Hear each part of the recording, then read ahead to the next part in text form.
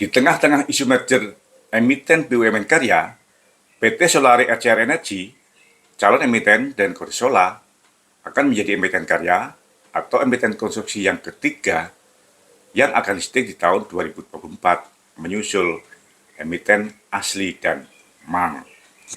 Apabila harga saham asli telah menyandar di Rp50, dalam 1 bulan terakhir, arah harga saham emiten MANG bergerak sebaliknya. Sehingga saat ini, tanggal 19 April 2024, harganya telah naik 99%, menjadi Rp199 dibanding harga penawaran umum di Rp100.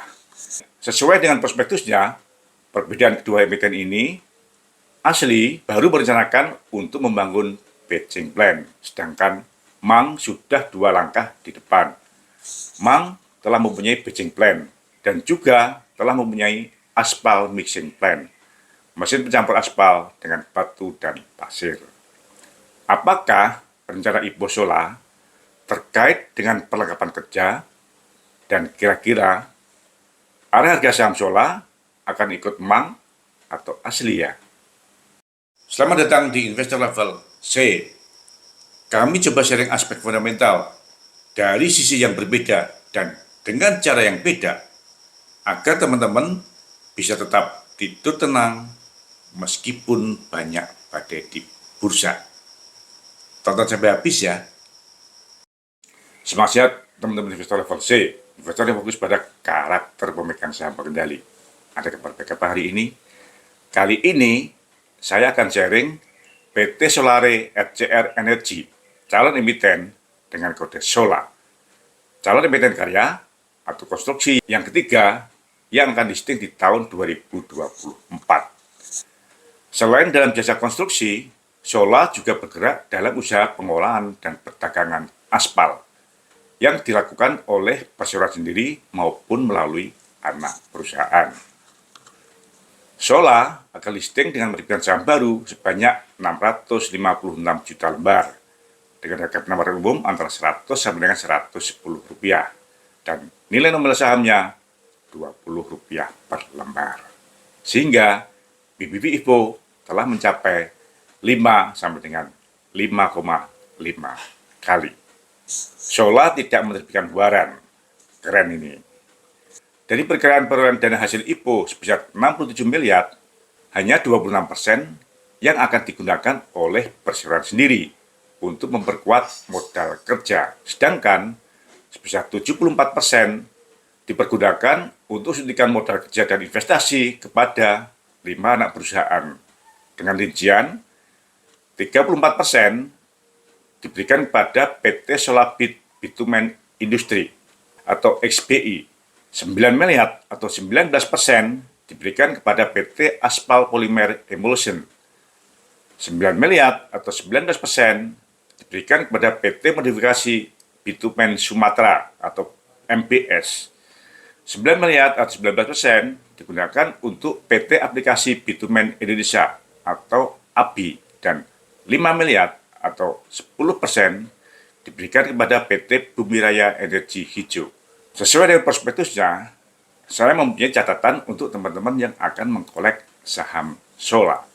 Yang pertama, tren perkembangan penjualan Sola sedang menurun dan menjelang listing bukan hanya penjualannya saja yang menurun, namun laba operasional juga anjlok.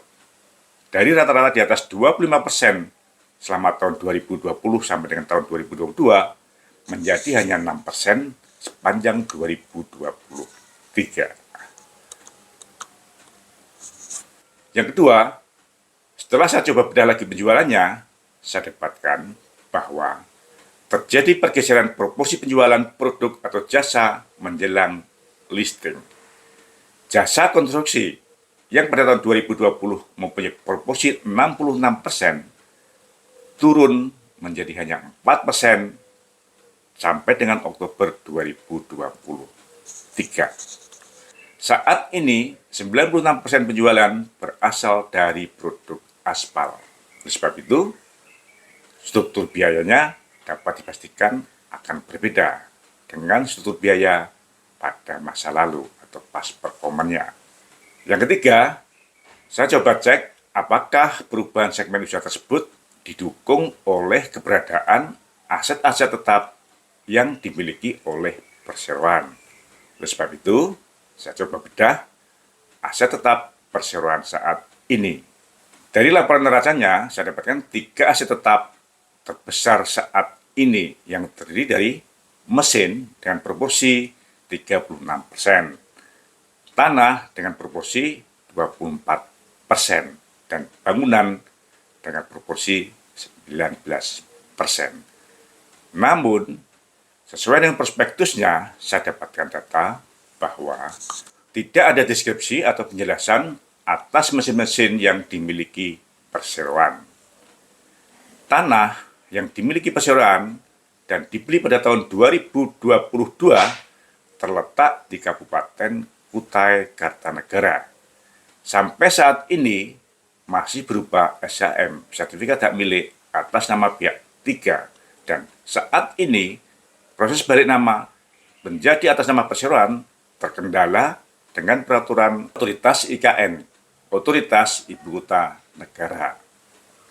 Perseroan menyatakan tidak memiliki bangunan sendiri. Semua bangunan diperoleh dengan cara sewa.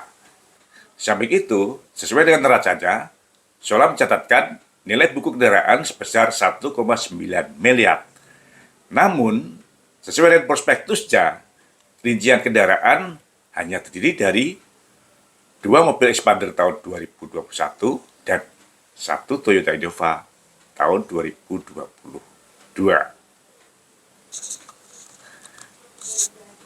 Jadi, apabila kita cross-check data neraca dengan prospektusnya, sepertinya aset tetap perseroan tidak jelas nih. Coba teman-teman cek lagi ya.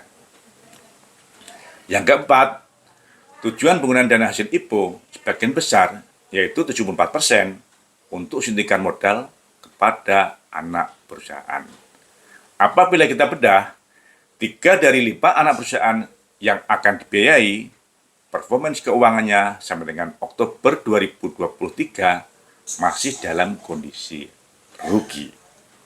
Dari penggunaan dana hasil IPO dan kinerja perusahaannya, kita bisa bandingkan bahwa PT Aspal Polymer Emulsion atau AP, penyumbang terbesar keuntungan dari 5 anak perusahaan, hanya dapat alokasi tambahan modal sebesar 9 miliar. Dana hasil IPO terbesar diberikan kepada PT Solabit Bitumen Industri atau SBI, yang sebagian besar digunakan untuk pembelian mesin-mesin yang akan baru berproduksi pada semester 2 tahun 2025. Sedangkan alokasi dana hasil IPO kepada anak perusahaan lainnya untuk menambah modal kerja kepada anak perusahaan yang posisinya sampai saat ini masih dalam kondisi rugi. Dengan demikian, perkiraan saya, hasil IPO baru akan terlihat pada kinerja keuangan pada tahun 2025. Yang kelima, apakah adanya perubahan segmen usaha dari kontraktor menjadi perdagangan dan pengolahan aspal didukung oleh SDM yang memadai? Nah, sesuai dengan prospektusnya, saat ini direksi dan komisaris Sola rata-rata telah berusia di atas 55 tahun.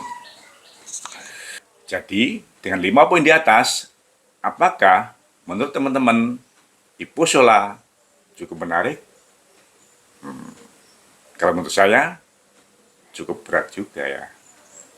Teman-teman, kasih komen dan semangat saya. Terima kasih telah menonton. Jangan lupa kasih komen agar channel Investor Level C selalu lebih berkualitas. Dan jangan lupa sharing agar teman-teman lainnya bisa mendapatkan manfaat dari channel Investor Level C. Terima kasih.